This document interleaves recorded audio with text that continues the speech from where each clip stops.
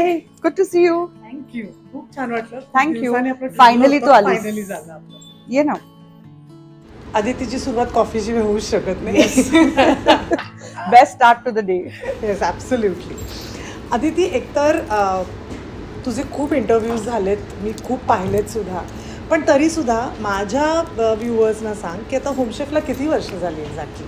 Wow. So इथे आपण जिथे बसलोय, we started this in 2009. So it's been a great long journey. पण त्या लॉंग जर्नीमध्ये खूप छोट्या मेन्यूपासनं तू आता, तुला आठवत असेल तर आधी बाजूला होतं होम शेफ. छोटंसं 20 सीटर रेस्टॉरंट होतं. आमचं किचन देखील म्हणजे घरगुती किचनच होतं. आणि I think that started doing extremely well. आणि वी वर ब्लेस्ड की आम्हाला बाजूलाही मोठी जागा मिळाली. मला सांगायला आवडेल तुम्हाला की त्यावेळेला दादरमध्ये असे हवे तसे आपल्याला जसं पाहिजे तसं बेक करणारं कोणी नव्हतं. So Aditi was the among the first few जे रेग्युलर बेक करायला लागले सगळे. म्हणजे we were actually really home chefs. मी आणि माझी मैत्रीण घरातून आधी केक करायचो आणि मग स्कॉटिशच्या पाठी छोटं किचन काढलं आणि मग आवर फर्स्ट आउटलेट वॉज बाजूचं. Correct correct. तो तिकडनं इतका मोठा जर्नी तू बघतेस. So how do you rate yourself? Rate myself, I don't think I can ever rate myself, but yes, I have worked hard, but I was also very passionate. I'm very passionate about food, very passionate about my own menus, my team, आणि I love what I do. Absolutely. त्याच्याशिवाय एवढं होऊ शकत नाही. पण तू, मी बघितलंय की तू प्रत्येक सीझनमध्ये ना काहीतरी वेगळं करत असतेस. सो ऍक्च्युली भार्गवी, लॉकडाऊन नंतर मला ऍक्च्युली कळलं की जेव्हा बाकीचे 3 रेस्टॉरंट्स आम्हाला बंद करायला लागले आणि मग फक्त होम शेफ चालू होतं, तेव्हा लोक विचारायचे की अरे, ओपन हाऊस जो बार होता आणि क्वार्टर हाऊस होता तिकडचे आयटम्स लोकांना पाहिजे होते. So I was lucky enough to get best chefs of all those 3 restaurants आणि कन्वर्ट होम शेफचा menu into something totally different. Of course आम्ही कॉन्टिनेंटल बेस ठेवला, पण मग आम्ही सिझल हाऊस बंद केल्यानंतर इथे सिझलर्स ऍड केले. ओपन हाऊसचा खिमा पाव फेमस होता, तो इथे ऍड केला. मग क्वार्टर हाऊसचे 1-2 आयटम्स फेमस होते जे खूप आवडायचे लोकांना, मग ते इथे ऍड केले. आणि देन वी रिअलाइज की काहीतरी there is a lot of competition in Mumbai आणि दादरमध्ये सुद्धा आता खूप आउटलेट झालेत. तर how do we keep going? So as a काय म्हणतात, last year I had gone to Singapore आणि सिंगापूरमध्ये भरपूर रामेन खाऊन आलेले. आणि मी परत आल्यानंतर असंच आम्ही गप्पा मारत होतो आणि मी विशालला म्हणलं, तुला वाटतं का होम शेफमध्ये रामेन फेस्टिवल चालेल?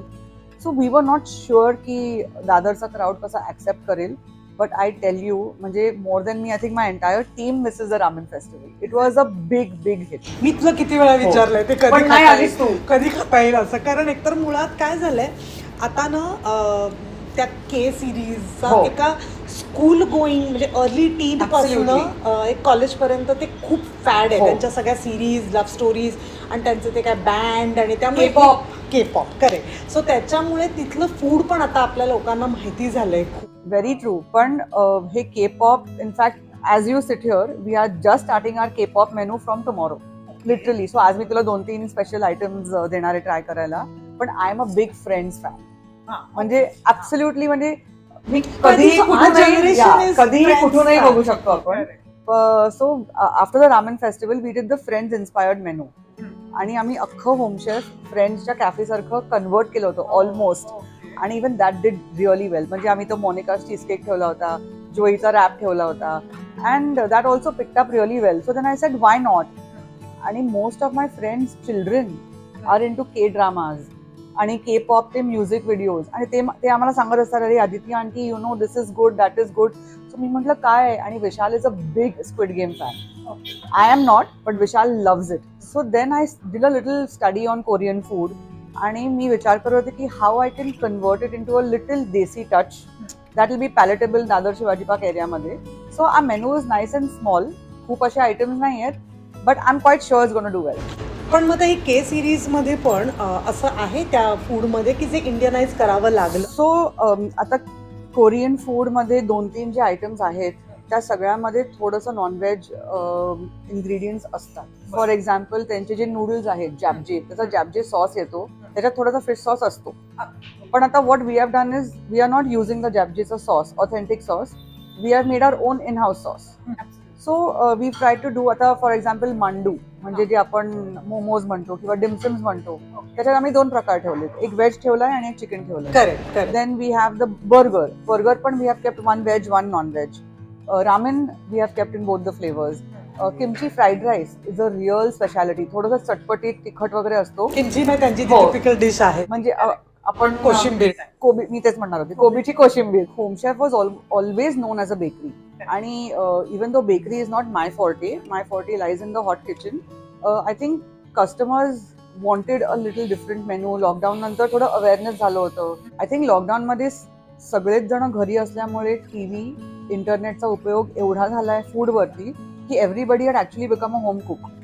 आणि बिफोर लॉकडाऊन आम्ही हे कुकीज वगैरे जास्ती करत नव्हतो, पण biscotti is a world famous cookie I would say, आणि we tried our hand at it आणि it's one of our best sellers today.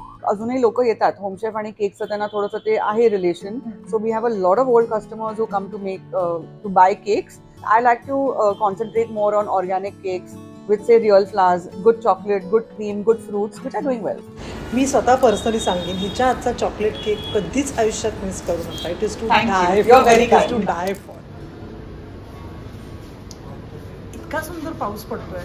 अशा पावसामध्ये आपल्याला काहीतरी गरम गरम आणि नवीन खायला मिळालं तर आपल्या सगळ्यांनाच नवीन काहीतरी खायला ट्राय करायला आवडतं. आज मी अशीच एक नवीन गोष्ट ट्राय करणार आहे, जी या हवेसाठी तर उत्तम आहेच, पण इथे चालू असलेल्या K-pop फेस्टिवलमधली सुद्धा आहे. So let's try something new which is coming on the way.